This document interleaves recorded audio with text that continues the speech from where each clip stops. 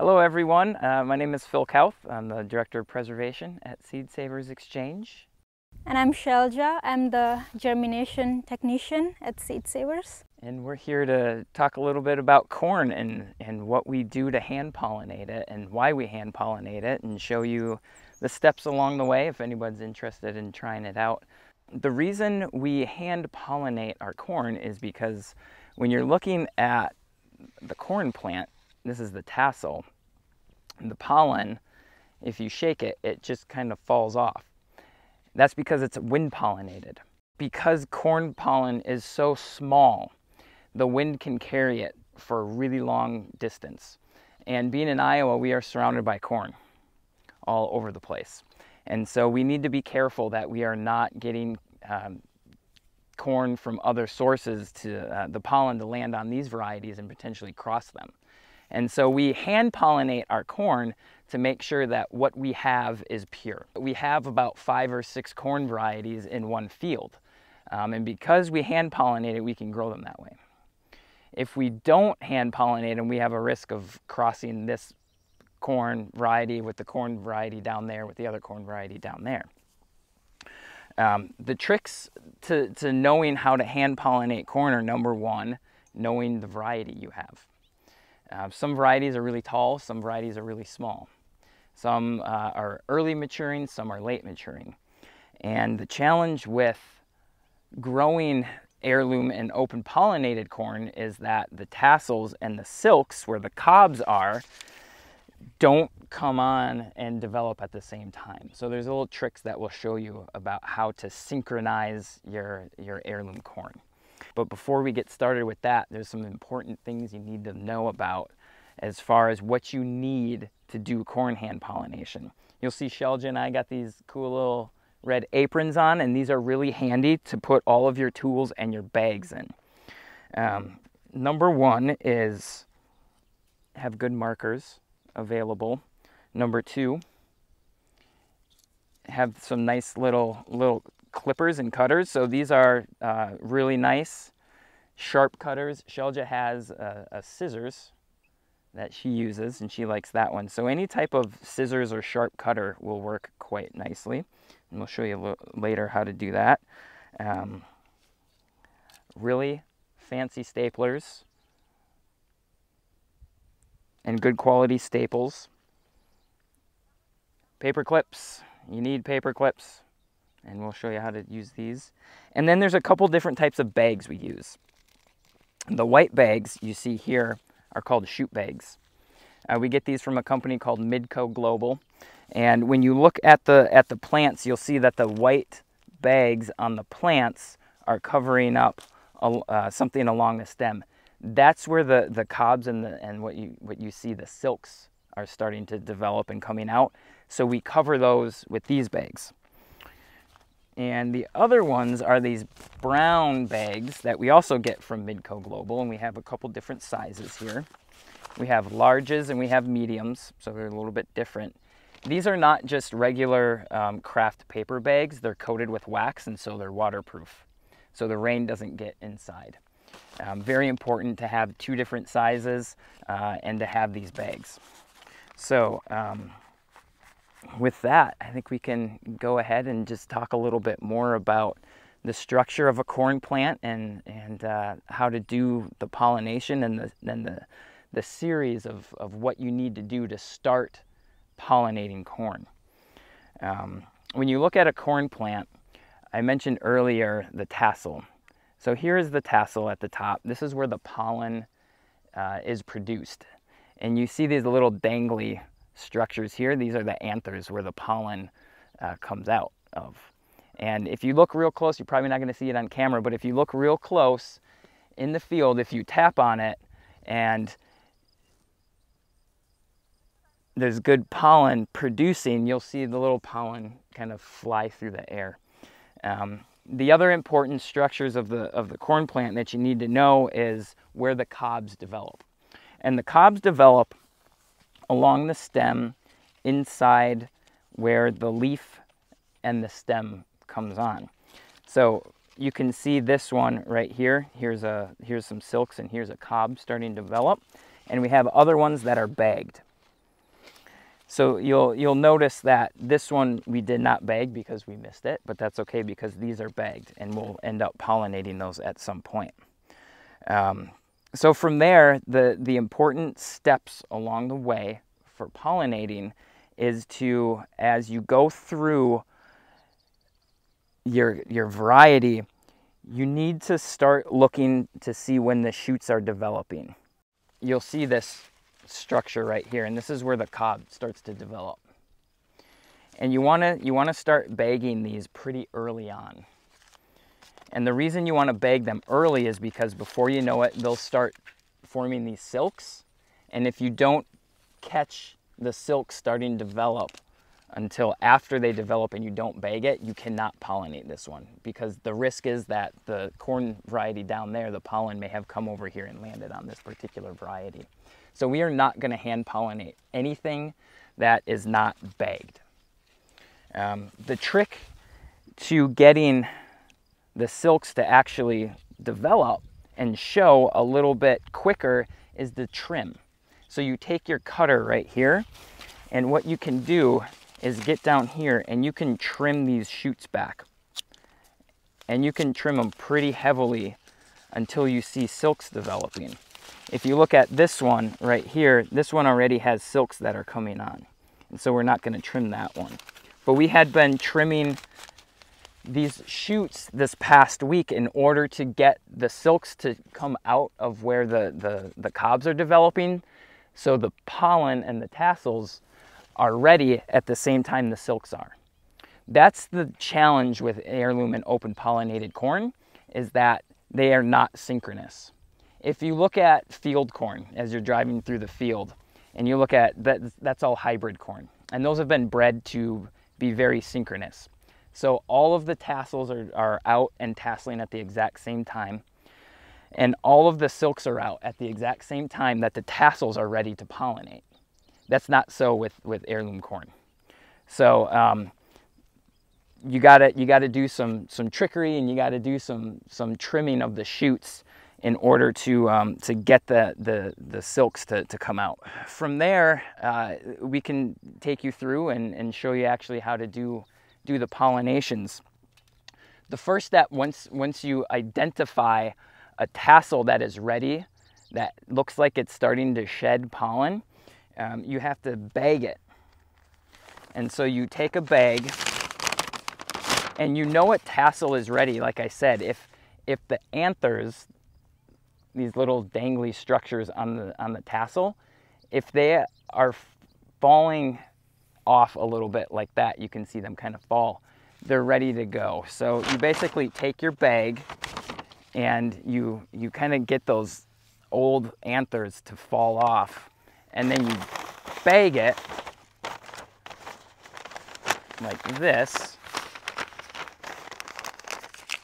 The other thing I like to do is I like to take this leaf and pull it off so it doesn't restrict how the bag goes down nicely. And you can do that with the first couple of leaves, because you want to make sure that it's nice and secure around the stem here. So you take it, you fold it to the back, and then you crease it this way. And this is where you take your fancy equipment, the paper clip, and you paper clip it right there. You're gonna do this the day before you're actually gonna pollinate. So Shelja was out here yesterday bagging these other plants out here. And so the idea is that you're actually gonna collect the pollen in these bags to use the next day.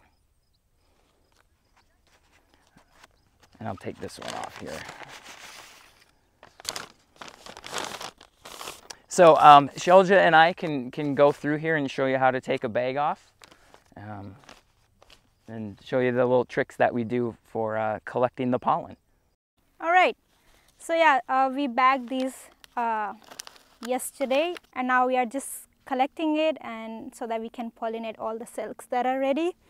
The trick is to actually like bend the plant a little bit, and sometimes you break them, and that's okay, so that all the pollen doesn't fall out. And you can remove your clip, you don't need it anymore. And this is a good variety because it has a lot of pollen. So you kind of like shake the tassels in the bag so that all the pollen falls into your bag. So you do that for a bit.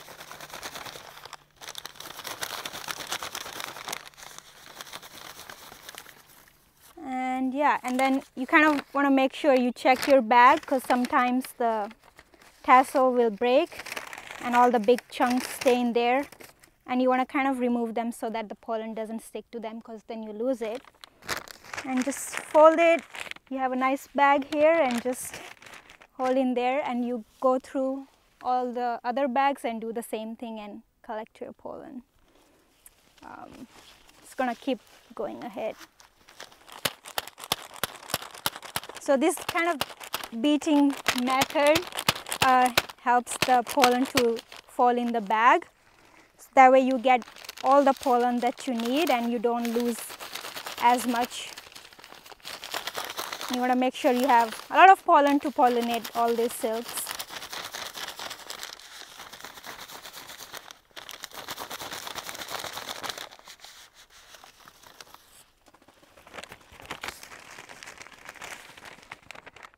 What I'm doing now and what we do after we collect the bags is we combine all of the pollen and all the little anthers you see into one bag.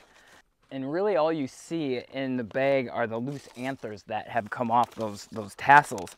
And you probably are wondering, well, where's the pollen? And you can actually see it if you kind of go a little bit back and forth.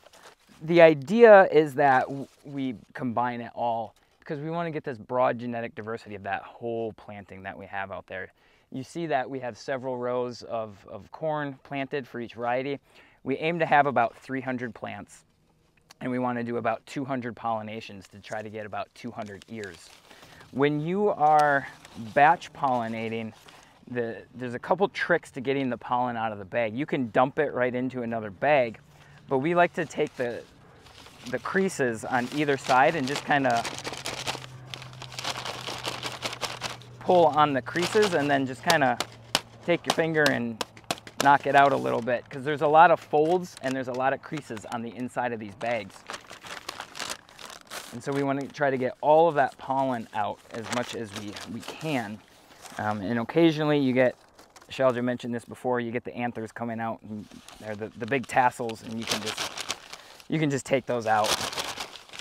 But you keep doing that until all of your pollen is combined.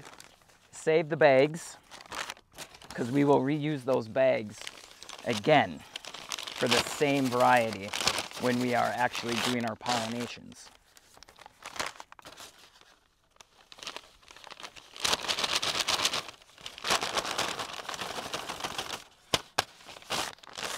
So then basically what you do is you take one of the bags that you just used. We have several different sizes of strainers. So we like to use the little bit bigger ones. But you basically take your strainer, you put it inside the bag like this, or you can put it right on the top, and then you just start pouring the anthers into the strainer here.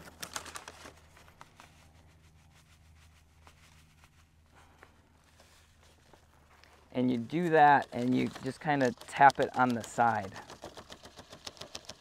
And you just keep tapping it. And you can, when you look down inside the strainer, you'll see the pollen inside those anthers. And you just keep knocking on it on the side here. And before you know it, you'll see pollen on the inside of the bag. And that's what you're going for. It's okay that there's some of the residual anthers will work their way through. That's perfectly fine. Don't worry about it. When you're done with these anthers, you can just pour them right on the ground. If it's a good thing it's not very windy today. If it's too windy, sometimes we do it in the truck just to shelter us a little bit more. So once you're done sifting through all the anthers and the pollen, and you have a nice amount of pollen that you can see in here, take one of your white shoot bags, and this is what you're going to put the pollen into. it offers a little bit more control than pouring the pollen out of a big bag like this. And you'll see once we start showing you how to do the pollinations. So find a nice crease in the bag, and you can just start dumping it right into the shoot bag here. Go slow, make sure you're not losing any pollen along the way.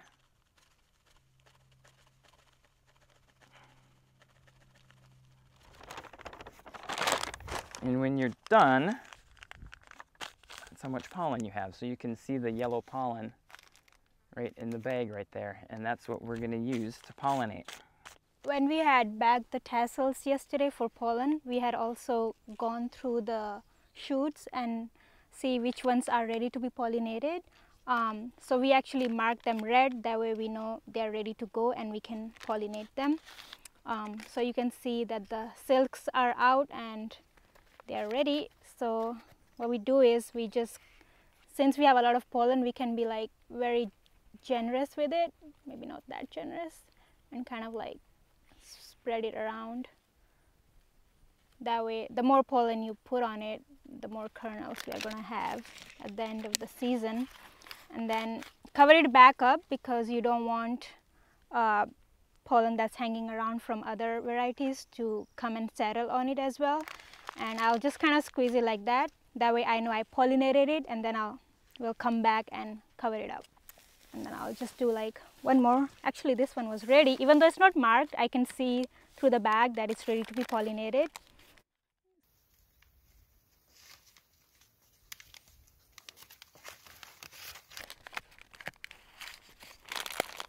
And yeah, and then we just go row by row and make sure we are pollinating everything that's ready. So the next step is to actually take one of these bigger bags and put it on here. You also notice that we label our bags 3-1. That means this is the third round of pollination and it's the first one. So we do that for several reasons. Number one, we want to make sure we know how many pollinations we are actually doing. And number two is if we notice that there are any potential off types in a whole pollination, we can actually discard that particular pollination if it's just rampant throughout, which may happen here and there.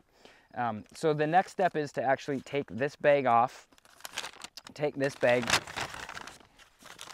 put it over the top of the actual ear that was just pollinated, and then you wrap it around the back like this, and you staple it.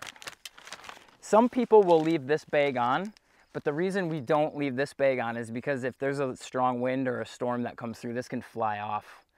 And we want to make sure that there's no pollen whatsoever coming from any other corn variety and getting on there. So these bigger bags, staple them, they will stay on. We do end up taking these bags off in a couple of weeks. You don't have to keep them on. Chances are that if it is too wet and it's too rainy, they just won't dry out underneath. And so probably in about 4 to 5 weeks, we'll come back and we'll take this bag off and then let the ears develop even more. If it's a very large eared variety where the cobs are really long, they'll keep growing and they'll actually push out the top of the bag. And then we'll just take it off anyway. The other thing keep in mind is that this is a little bit of protection from birds and raccoons, but they can find them underneath here, so keep that in mind. So it's basically just taking your next bag that's labeled 3-2 right here and going to the next variety, the next plant, and then just doing the same thing. And then at the end, we'll come through and pick up all the bags. So we'll just leave them on the ground at the moment and come back and pick them up. And you just keep doing that until you've bagged all of the pollinations. You'll notice that I'm also taking this one off, even though that shoot was bagged. Chances are, for a lot of these open pollinated varieties, especially the shorter ones, one is all they're gonna take.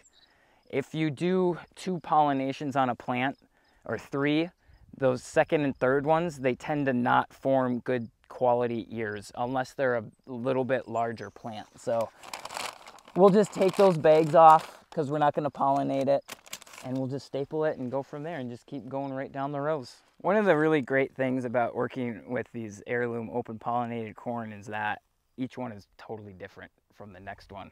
So you can see here how short and early season this particular variety is. And as we go down this way, you'll see how much taller this one is and a little bit later season. You'll see that the tassels on some of these aren't even ready. They're not even shedding pollen.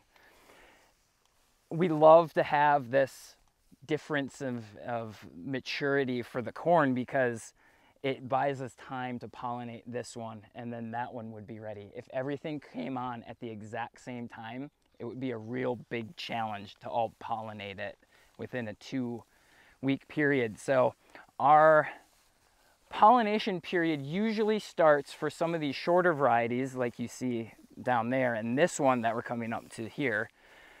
These were done several weeks ago. So we started pollinating these in early July. Some of these larger, taller, later maturing varieties, we're probably not going to get to pollinating them until next week. And so the pollination period is 6 to 8 weeks long. It's a lot of work, but at the same time, we're outside, we're enjoying nature, and we're helping the corn grow and form seed. So here's another little shorter variety, but it's a little bit later maturing. Compared to the other short varieties. So you just never know what a season is going to hold for the corn that we're growing. Thanks everyone for joining us and showing you how to do some corn hand pollination. We hope you enjoyed it. We hope this inspires you to hand pollinate some corn next year. If you have questions, just reach out to us. Shelja is great at answering questions about corn hand pollination. So am I. So if anybody has any questions about it, please just reach out, and hope you enjoyed it.